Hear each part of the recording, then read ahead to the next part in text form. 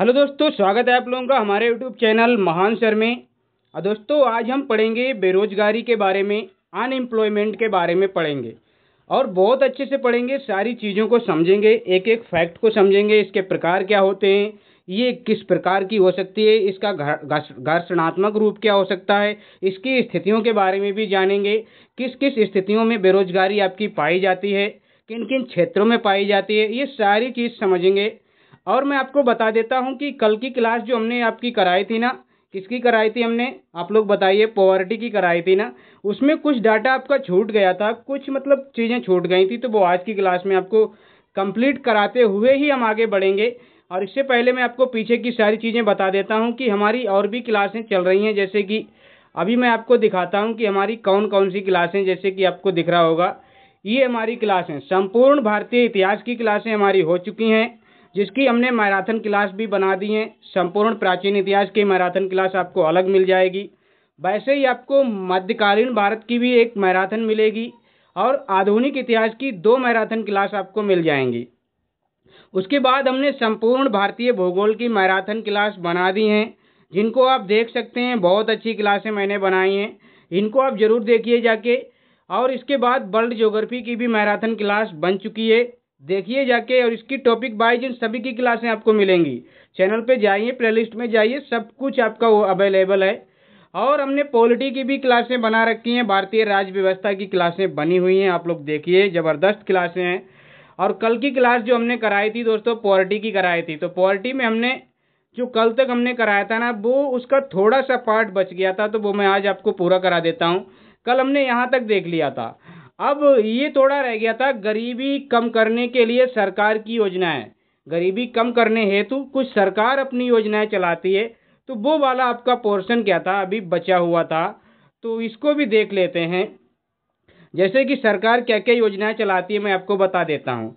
सरकार की एक योजना है अंत्योदय कार्यक्रम, ये एक आया था।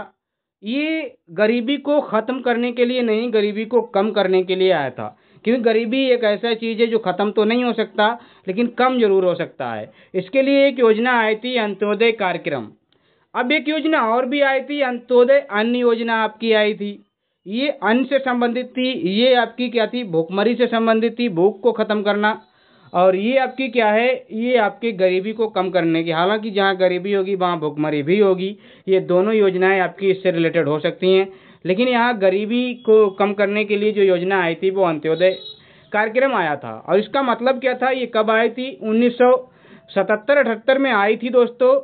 और ये जो है, और ये जो अन्य योजना आई थी, ये मेरे ख्याल से कब आई थी, 2001 की, लगभग 2001 के आसपास में आई थी। मुझे इसका कुछ आइडिया नहीं है, लेकिन थोड़ा बहुत याद आता है कि 2001 या इसके आसपास आई थी अंत्योदय अन्न योजना। मुझे देखना पड़ेगा इसका कि इसका डेट अगर आप लोगों को पता है तो आप लोग इसका कमेंट में भी कर सकते हैं। मुझे तो इसका डेट याद नहीं आ रहा है कि ये कब आई थी।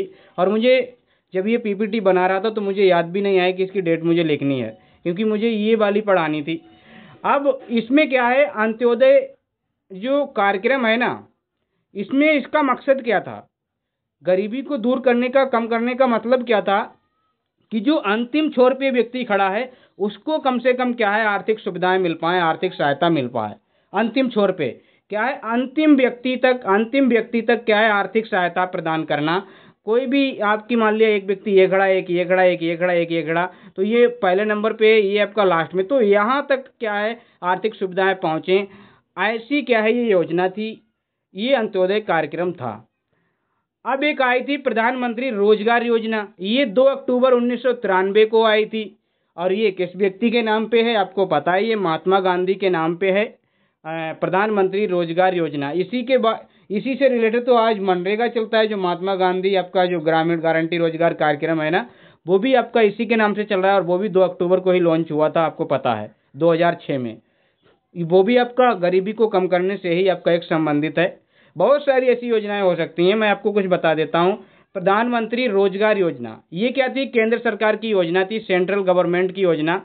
और ये क्या थी, बेरोजगारों को रोजगार हेतु लोन प्रोवाइड कराना, जैसे कि युवाओं को, आपकी महिलाओं को, जो भी बेरोजगार हैं, गरीब व्यक्ति हैं, उन्हें अगर कोई रोजगार करना, कोई कुछ भी करना है, तो उसके लिए योजनाएं आई थी, रोजगार योजना। अब स्वर्ण जयंती शहरी रोजगार योजना एक आती है, एक आपकी स्वर्ण जयंती ग्रामीण आपकी रोजगार योजना भी है। ये आपकी 1999 में आई थी और ये आपकी 1997 में आई थी। इन सभी का मतलब था लोगों को रोजगार देना। गरीबी को कम करने का एक ही उपाय है, लोगों को रोजगार देना। और अगला टॉपिक ही हमारा रोजगार है। हम देखेंगे किस किस प्रकार के रोजगार हो सकते हैं। स्वरोजगार, इसमें क्या था, स्वरोजगार, लोग अपना खुद का रोजगार कर सकें, अपना खुद का कोई व्यवसाय, खुद का कोई उद्यम, खुद का कोई एंटरप्रेन्योरशिप आप स्टार्ट कर सकें, कोई स्टार्टअप वगैरह। ये आपका क्या था, इनका मेन मकसद था इन योजनाओं का। स्वर्ण जयंती रोजगार योजना शहरी और ग्रामीण की, जिसमें आपका क्या था, सरकार अब संरचनात्मक विकास के लिए काम कर रही थी ताकि लोग अपना व्यवसाय चला सकें। उनको ट्रेनिंग प्रोवाइड करा रही थी, उनको स्किल्स, जैसे कि आपने एक कौशल विकास योजना आपने सुनी है ना, वो इसी के संबंधित है कि लोगों को कौशल आ जाए, स्किल्स आ जाए। अभी मैंने देखा था कि मतलब कुछ ब्लॉक लेवल पे कुछ ऐसे वो निकले हैं कि वो ये ढूंढ रहे हैं कि कौन कौन लोग किस किस ट्रेनिंग को लेना चाह रहे हैं, वो अपना फॉर्म फिलअप कराएं। ये सब इसी से संबंधित है, रोजगार और गरीबी को कम करने के लिए। और उसमें जैसे सिलाई करना कोई चाहता है, कोई राजगीर मिस्त्री है, कोई कोई किसी फसल के बारे में जानना चाहता है, जैसे कि मशरूम की खेती, इस तरह की मतलब ट्रेनिंग वगैरह प्रोग्राम कराए जा रहे हैं। अभी अभी मतलब 10-15 दिन पीछे की बात है, मैंने मतलब मेरे भाई हैं तो उन्होंने ये बताया था कि वो मतलब जो रोजगार नहीं होता है, रोजगार आपका आपने सुना होगा एक ग्रामीण लेवल पे होता है, क्या कहता हूँ, मनरेगा कार्यक्रम। तो मनरेगा जो कार्यक्रम है उसमें मेरे भाई साहब जो हैं वो उसमें काम करते हैं। मतलब वो उसके क्या है, पंचायत रोजगार सेवक है, तो वो बताते रहते हैं इसकी ऐसी स्कीमों के बारे में। और तो ये मतलब क्या है, सरकार इसके लिए प्रयास करती है, तो ये आपको पता होना चाहिए। और एक भारत निर्माण योजना भी आपकी आई है। भारत निर्माण योजना क्या है, भारत निर्माण योजना जो कि आपकी कब आई थी, ये आपकी आई थी 1997 में। यहाँ पे ये गलत डाटा लिख गया है, 1997 नहीं है, ये आपकी आई थी।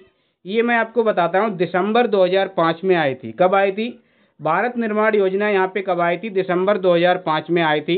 कब आई थी दोस्तों, दिसंबर 2005 में। कब, दिसंबर 2005 में आई थी, ये आप याद रखना, भारत निर्माण योजना। और ये एक अम्ब्रेला स्कीम है।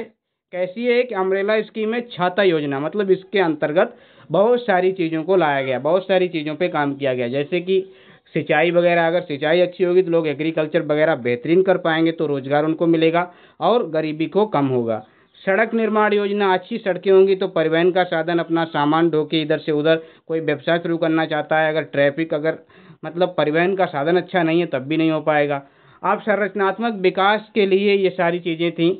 और दूर संचार, टेलीकम्युनिकेशन, विद्युतीकरण, लाइट, इलेक्ट्रिफिकेशन का काम, ये सारी आपकी क्या है, भारत निर्माण योजना में। अब इन सबका मकसद क्या है, गरीबी को दूर करना, गरीबी को कम करना, इन सबका मकसद आपका है। अब हम बढ़ते हैं आगे और आज के अपने टॉपिक पे आते हैं। आज की क्लास यहाँ से स्टार्ट होती है। क्या है बेरोजगारी, बेरोजगारी क्या है इसको समझेंगे, इसके टाइप्स को समझेंगे, इसके आंकड़े कौन जारी करता है ये समझेंगे। देखिए, बेरोजगारी ये एक ऐसा वर्ड है जो अपने आप में एक भयानक स्थिति को लिए हुए है, अपने आप में एक अभिशाप है, ये अपने आप में एक जहर है। ये आपका क्या है, अनएम्प्लॉयमेंट। इससे आज के दौर में जो युवा है ना, जो आपका शिक्षित युवा है ना, वो सबसे ज़्यादा जूझ रहा है इसी से।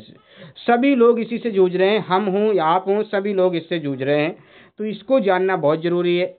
देखिए, गरीबी क्या बोलता हूँ, बेरोजगारी, बेरोजगारी एक ऐसी स्थिति है, वह स्थिति जब व्यक्ति सक्रियता से, एक्टिवली बोले तो सक्रियता से प्रचलित दर पे काम करना चाहता है, जो प्राइस चल रहा है उस पे काम करना चाहता है, परंतु क्या है, पर उसको काम नहीं मिलता है, उसको काम भी नहीं मिलता है।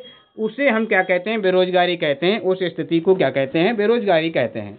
ऐसी स्थिति, ऐसी सिचुएशन जब कोई व्यक्ति कार्य करना चाहता हो और प्रचलित दर पे कि हाँ आपको 10,000 दे रहे हैं, हाँ हम 10,000 में ही करना चाहते हैं, लेकिन फिर भी काम नहीं है, तो उसे हम क्या कहेंगे, बेरोजगारी कहेंगे। आजकल आप देखते हैं पढ़े लिखे लोग दफ्तरों के ऑफिस में चक्कर लगाते काटते मिलेंगे। क्यों, क्योंकि बेरोजगारी है, बेरोजगार हैं। जाते हैं कि सर हमें कोई जॉब है। अभी आज ही की बात है, मेरा एक मतलब मैं अपनी शॉप पे था तो मेरा एक दोस्त आया जो कि पिछले 10 सालों से लगभग गवर्नमेंट जॉब की प्रिपरेशन कर रहा है, लेकिन अभी तक उसका कुछ भी नहीं हुआ। तो आज वो आया था तो वो कह रहा था कि क्या कह रहा था कि मैंने कई स्कूलों में ट्राई किया जाके, मतलब जो होते हैं ना प्राइवेट स्कूल होते हैं उनमें लोग पढ़ाते हैं कि उसके लिए बात की जाके, तो उसमें भी 4-5-4 हज़ार से ज़्यादा कोई देने को तैयार ही नहीं। अब 4 हज़ार 5 हज़ार देने में तैयार, फिर भी उस मतलब उससे ज़्यादा बढ़ा ही नहीं रहे हैं। मतलब एक व्यक्ति 4-5 हज़ार रुपये में अगर पूरे महीने पढ़ाएगा तो क्या ही करेगा। ये मतलब हालत है, ये बेरोजगारी की हालत है। तो बेरोजगारी मतलब क्या है, एक बहुत बड़ी समस्या है हमारे लिए। फिर वो मेरे पास आया, बातें करते रहे हम लोग काफ़ी देर, और फिर वो चला गया। तो बेरोजगारी एक बहुत बड़ी समस्या है, तो इसके लिए मतलब हर कोई इससे जूझ रहा है, हर व्यक्ति हर स्टूडेंट परेशान है। तो बेरोजगारी भयंकर एक प्रॉब्लम है। तो बेरोजगारी ये जो है, इसके आंकड़े कौन जारी करता है? हर साल जो इसके आंकड़े जारी होते हैं कि कितनी बेरोजगारी बढ़ी है कितनी घटी है, इसके आंकड़े जारी करता है एनएसओ। हमने पढ़ा था एनएसओ इसके बारे में, क्या होता है, नेशनल स्टैटिस्टिक्स ऑफिस, राष्ट्रीय सांख्यिकी कार्यालय इसका नाम है, और इसको हमने पढ़ा था। तो यही इसके क्या है, आंकड़े जारी करता है। अब मैंने आपको पढ़ा दिया है, ये कोई व्यक्ति इसकी डेट बताए, ये एनएसओ की स्थापना कब की गई थी और किन किन 2 ऑर्गेनाइजेशन को मिला के की गई थी, ये आप डेट बताएंगे, और वो 2 ऑर्गेनाइजेशन के नाम भी लिखेंगे कि किनको मिला के की गई थी, तो ये आप जरूर बताएंगे। अब देखते हैं श्रम बल। श्रम बल क्या होता है, क्योंकि बेरोजगारी में ये सारी चीज़ें पढ़ना है। श्रम बल को पहले आप समझें, लेबर फोर्स क्या होता है। ये मैं कई बार बता चुका हूँ कि जो 15 से 59 वर्ष की आयु के लोग होते हैं ना, उनको हम श्रम बल में लाते हैं।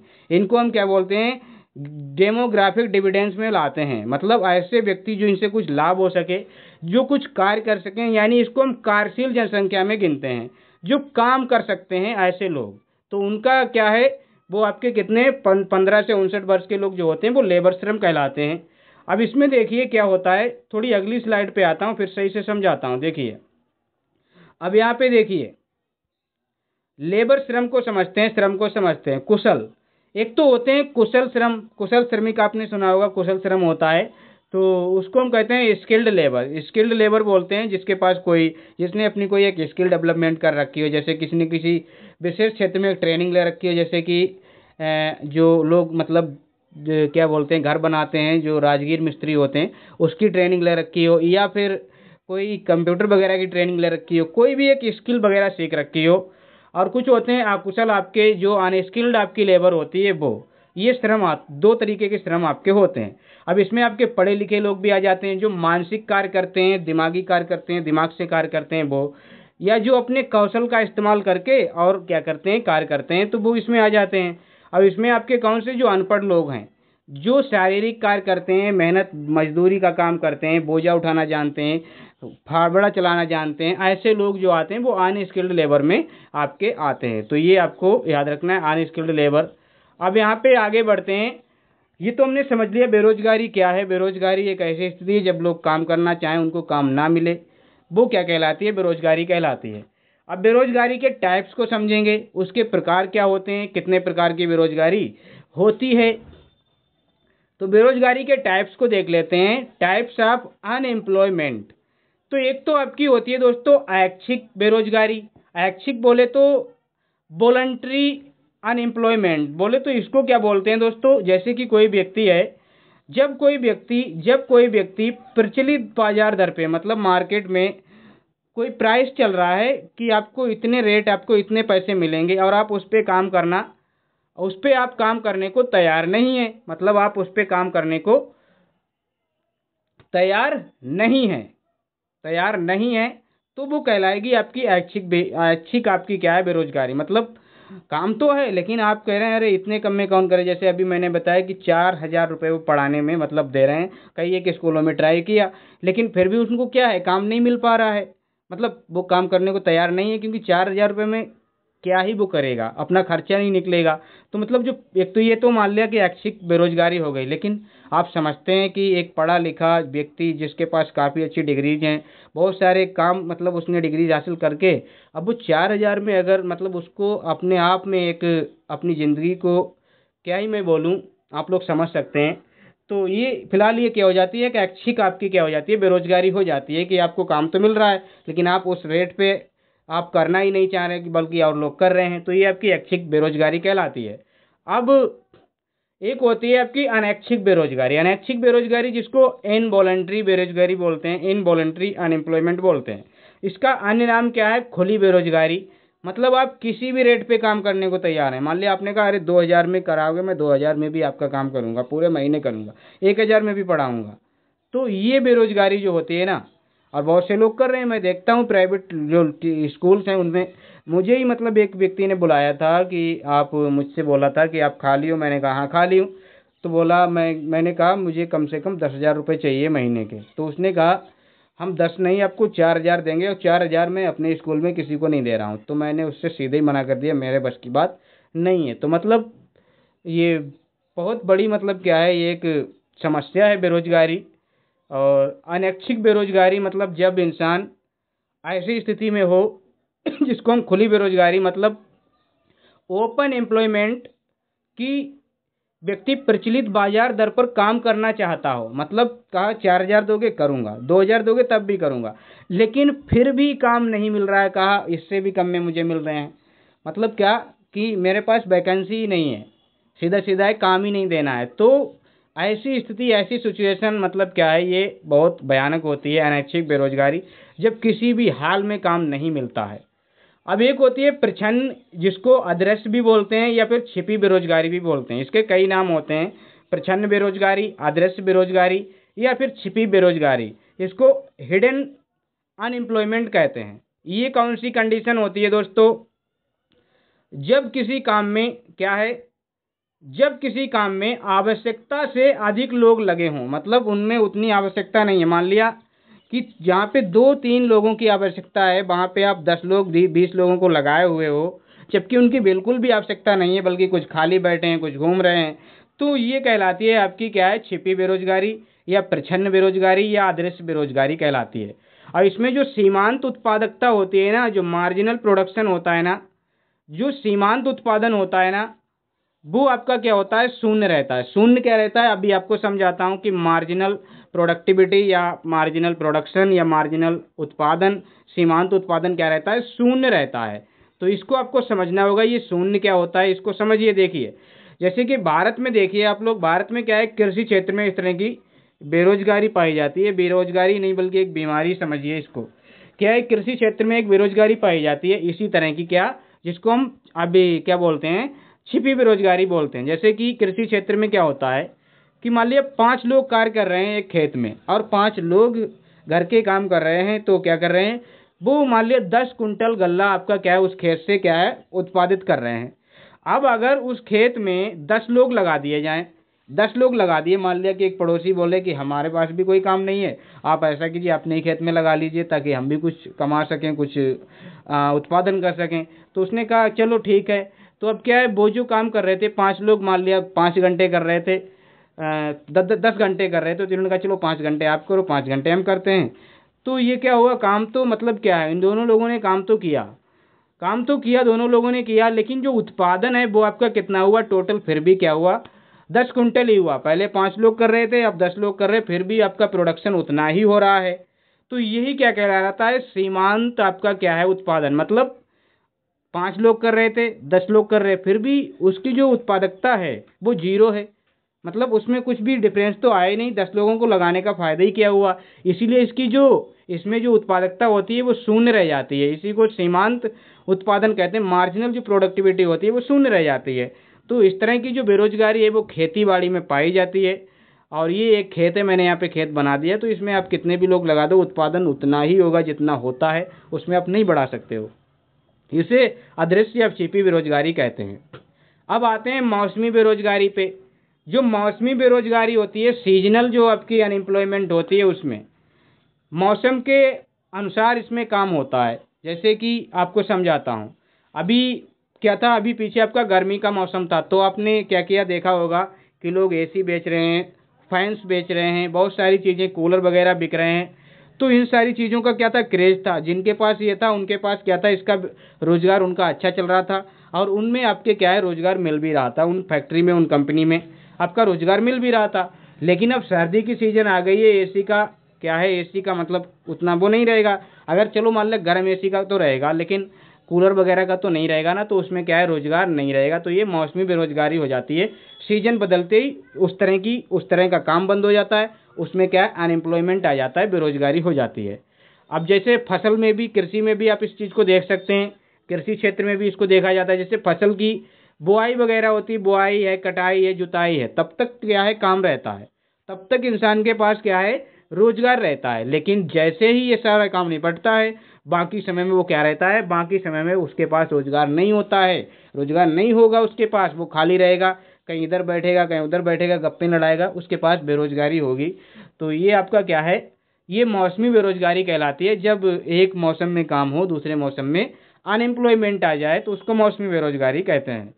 अब एक होती है संरचनात्मक आपकी बेरोजगारी, जिसको हम कहते हैं स्ट्रक्चरल अनएम्प्लॉयमेंट। ये क्या होता है दोस्तों, इसमें जो इकोनॉमी होती है, जो अर्थव्यवस्था होती है, उसकी संरचना में जो परिवर्तन आते हैं, उसकी संरचना में ही परिवर्तन आ जाए, तो उससे जो उत्पन्न बेरोजगारी होती है ना, उससे हम संरचनात्मक बेरोजगारी कहते हैं। जैसे कि तकनीकी में परिवर्तन कर दिया जाए। तकनीकी में परिवर्तन बोले तो जैसे टीवी का क्रेज था पहले, अब का आपको घर में किसी में टीवी नहीं मिलेगी, क्या मिलेगी, एलईडी आपको लगी मिलेगी। क्या मिलेगी, एलईडी सबके यहाँ मिलेगी।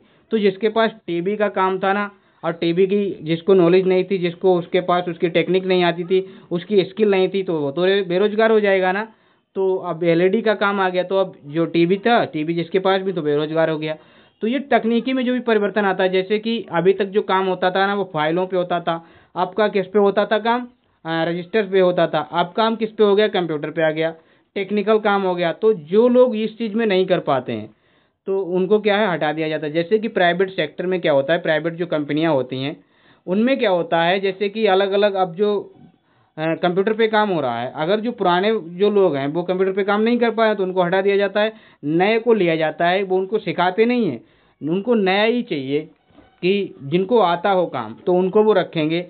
और लेकिन जो गवर्नमेंट में फिर भी आपका क्या होता है, जैसे कि मैंने देखा खुद गवर्नमेंट में, जैसे कि जो पोस्टमैन थे, काफ़ी बुजुर्ग पोस्टमैन होते थे, होते हैं भी, और उनको कंप्यूटर का नॉलेज नहीं है, लेकिन आज के दौर में उनके पास जो काम है वो कंप्यूटर का हो गया।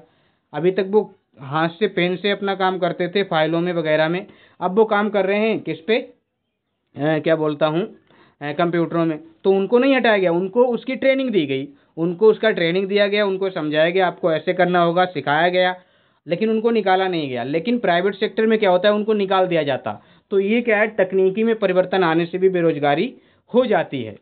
तो ये आपको समझ आया होगा। अब एक होती है चक्रीय बेरोजगारी। क्या होती है, चक्रीय बेरोजगारी, इसको हम कहते हैं साइक्लिकल या साइक्लिक अनएम्प्लॉयमेंट कहते हैं। ये क्या होती है, ये भी क्या होती है, अर्थव्यवस्था में जब उतार चढ़ाव आ जाए, उतार चढ़ाव, कभी कभी आपका क्या है, मंदी आ जाए, कभी फिर से ग्रोथ हो, कभी मंदी, कभी ग्रोथ, कभी मंदी, कभी ग्रोथ, कभी मंदी, कभी ग्रोथ, ऐसा अगर आ जाए ना, तो उसके द्वारा जो उत्पन्न बेरोजगारी होती है, उसको हम चक्रीय बेरोजगारी कहते हैं। कैसे समझेंगे, देखिए मैंने यहाँ पे लिख रखा है, आर्थिक वृद्धि मतलब आर्थिक ग्रोथ, आर्थिक डेवलपमेंट।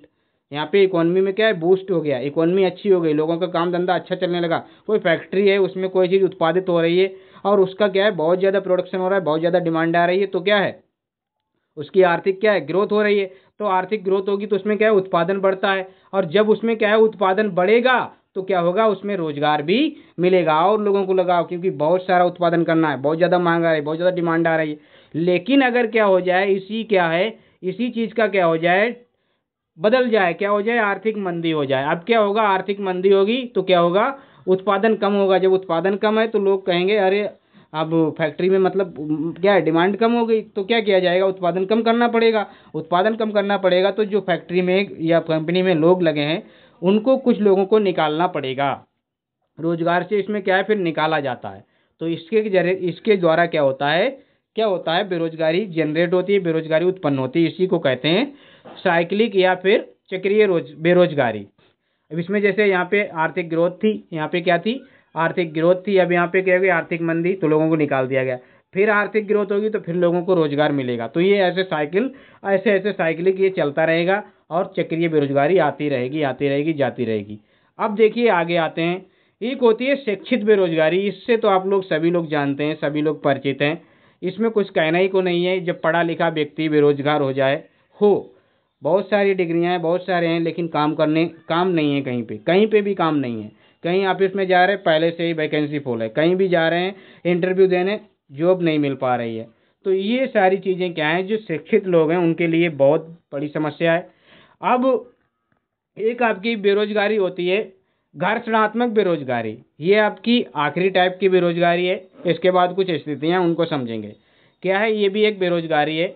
इसमें क्या होता है दोस्तों, इसमें होता है क्या, एक रोजगार को छोड़कर दूसरे रोजगार को प्राप्त करने के दौरान इंसान बेरोजगार रहता है। मान लिया आप किसी कंपनी में काम कर रहे थे, आपको क्या लगा, वहाँ का कुछ माहौल ठीक नहीं लगा, सैलरी टाइम पे नहीं मिलती है या कम मिलती है, दूसरी में ज़्यादा है, ये सारी व्यवस्थाएं हो सकते हैं कुछ भी। तब आप क्या करेंगे, एक कंपनी को छोड़ेंगे दूसरी कंपनी में जाएंगे। तो आपको क्या है, उस दौरान जब एक को छोड़ेंगे दूसरी में जाएंगे तो कुछ तो समय लोगे आप। मान लिया, अब जैसे इसको समझिए, तो इस प्रकार की क्या है, बेरोजगारी को घर्षणात्मक बेरोजगारी कहते हैं फिलहाल। अब इसको समझते हैं। मान लिया कोई व्यक्ति है, एक कंपनी में काम कर रहा था। अब इसमें उसको क्या लगा, यहाँ के जो बॉस हैं वो सही से नहीं है, ये इसमें हमें क्या है, बहुत ज़्यादा 12 घंटे काम करना है पड़ता है और सैलरी कम है। दूसरी कंपनी में क्या देखा है, यहाँ पे इसमें तो 10 ही घंटे या 8 ही घंटे काम है, सैलरी भी इससे बहुत अच्छी है और वहाँ का जो बॉस है वो भी अच्छा है। तो क्या करेंगे, हम क्या करेंगे, इससे हम क्या है, रिजाइन देंगे। रिजाइन देंगे तो इसकी एक प्रोसेस होगी। रिजाइन देने के बाद हम क्या करेंगे, इस कंपनी में जाएंगे, इस कंपनी में इंटरव्यू देंगे जाके, तब जाके इंटरव्यू हम क्रॉस करेंगे, उसके बाद में हमको क्या है, मिलेगी जॉब। लेकिन यहाँ से यहाँ तक पहुँचने के दौरान हमको कुछ समय तक बेरोजगार तो रहना पड़ेगा, 2-4 दिन, हफ्ते खंड, महीने खंड, जो भी रहना पड़े। उस समय अंतराल को हम क्या कहते हैं, उसी दौरान जब हम जो बेरोजगार होंगे, उसी बेरोजगारी को हम क्या कहेंगे, घर्षणात्मक बेरोजगारी कहेंगे। जो व्यक्ति यहाँ से यहाँ तक पहुँचने में टाइम लेगा उसको हम घर्षणात्मक बेरोजगारी कहते हैं। तो ये आपको समझ आया होगा। ये लोग देखिए इंटरव्यू में आए हुए हैं, तो ये कहीं ना कहीं जॉब छोड़ के आए होंगे, कहीं ना कहीं तो छोड़ के आए होंगे, या फिर न्यू भी हो सकते हैं। लेकिन आप समझिए कि ये घर्षणात्मक बेरोजगारी क्या होती है। जब कोई व्यक्ति एक जॉब छोड़ के दूसरी जॉब के लिए जाता है, तो उसके दौरान जितना टाइम उसको एक जॉब छोड़ के दूसरी जॉब को प्राप्त करने में लगता है, उस टाइम के दौरान को क्या कहते हैं, घर्षणात्मक बेरोजगारी कहते हैं। फ्रिक्शन फ्रिक्शन आपकी एम्प्लॉयमेंट कहते हैं, अनएम्प्लॉयमेंट कहते हैं। अब देखिए कुछ स्थितियां हैं, उनको समझ लीजिए, बस आखिरी आज की क्लास यहीं तक रहेगी। क्या है, बेरोजगारी की जो स्थितियां है ना, जो अनएम्प्लॉयमेंट है ना, उसको समझते हैं। अनएम्प्लॉयमेंट सिचुएशन क्या है, इनको समझते हैं। बहुत छोटा सा, ये इतनी एक ही स्लाइड में है। एक तो होती है बेरोजगारी की सामान्य स्थिति। सामान्य स्थिति बोले तो जिसमें व्यक्ति को क्या है, लगभग 183 दिन या 6 महीने से अधिक दिनों तक जो बेरोजगार रहे। जब व्यक्ति 183 दिन या 6 महीने से अधिक दिनों तक बेरोजगार रहता है तो उसको हम क्या कहते हैं, उसको हम कहते हैं बेरोजगारी की सामान्य स्थिति, यानी कि जनरल सिचुएशन ऑफ अनएम्प्लॉयमेंट बोलते हैं उसको हम। जैसे कि 183 दिन, 365 दिन जो होते हैं वर्ष में, उनमें से 365 मतलब 183 दिन अगर कोई बेरोजगार रहता है तो वो क्या है, बेरोजगारी की सामान्य स्थिति में आ जाता है। अब इसमें क्या है दोस्तों, यहाँ पे देखिए, एक है आपकी चालू साप्ताहिक स्थिति, current weekly status. Current weekly status इसमें क्या है, ये भी बेरोजगारी की आपकी एक स्थिति है। जिसमें आपका क्या है, 7 दिन में जो 24 घंटे, मतलब क्या होता है, इसमें क्या होता है, जब व्यक्ति सप्ताह में 1 घंटे का भी रोजगार प्राप्त ना कर पाए, मतलब पूरे सप्ताह में 1 घंटे का भी अगर रोजगार आपको नहीं मिल पा रहा है ना, 1 घंटे का भी रोजगार नहीं मिल पा रहा है, उसको हम क्या कहते हैं, साप्ताहिक, चालू साप्ताहिक स्थिति। मतलब पूरे सप्ताह आप क्या रहे, पूरे 1 घंटे का भी ना मिला, मतलब क्या है, आप पूरे सप्ताह खाली रहे, पूरे सप्ताह आप क्या रहे, बेरोजगार रहे। ऐसी स्थिति को क्या कहते हैं, चालू साप्ताहिक स्थिति बेरोजगारी कहलाती है। और इसमें क्या है, मतलब 1 हावर भी आपका नहीं मिल पा रहा है एक वीक में। अब आपकी तीसरी आपकी क्या है, चालू दैनिक आपकी स्थिति। इसमें क्या होता है, जैसे कि व्यक्ति का 1 दिन का भी रोजगार ना मिले, मतलब घंटे 2 घंटे तो मिल जाए लेकिन पूरे दिन का रोजगार ना मिल पाए, तो उसको हम क्या कहेंगे, चालू दैनिक स्थिति की बेरोजगारी में उसको लाएंगे। वनडे की, मतलब 1 दिन की भी आपकी क्या है, कमाई ना मिल पाए तो उसको हम क्या कहेंगे, ऐसी स्थिति बोलेंगे। और ये आपको याद रखना है, और ये सारी स्थितियां होती हैं समाज में, तो इनको आप याद रखिएगा। और ये हमने आपको बता ही दिया है, पिछली क्लास, मतलब हमारी पीछे की क्लासें चल रही हैं, इनको आप लोग ज़रूर देखिए जाके। और अभी मैं आपको क्या बताता हूँ कि अगर आपको इस क्लास की पीडीएफ चाहिए ना, तो पीडीएफ के लिए ये हमारा क्या है, ये हमारा क्या है, यहाँ पे ये टेलीग्राम चैनल है, इसको आप क्या कर लिए, ज्वाइन कर लीजिए, आपको पीडीएफ मिल जाएगी। और अगर आपको पेड पीडीएफ चाहिए, जैसे कि अभी इकोनॉमी है, इसकी बन रही है पेड पीडीएफ, लेकिन और हमारी हिस्ट्री, ज्योग्राफी, पॉलिटी की तैयार है, वो अगर आप लेना चाहते हैं तो हमने डिस्क्रिप्शन में उसके लिंक दे रखे हैं, फ़ोनपे गूगल पे नंबर दे रखे हैं, उन पे आप बात भी कर सकते हो और बात करके आप उन पे फ़ोनपे गूगल पे पेमेंट करके आप हमसे संपर्क करिए। हम आपको उसकी जो PDF है प्रोवाइड करा देते हैं जो भी आपने परचेज की होती है। तो आप ऐसे भी ले सकते हैं। तो फिर अगर आपको चाहिए तो आप हमसे संपर्क कीजिए। डिस्क्रिप्शन में नंबर वगैरह सब कुछ है। तो फिर मिलते हैं दोस्तों नेक्स्ट वीडियो में, तब तक के लिए धन्यवाद।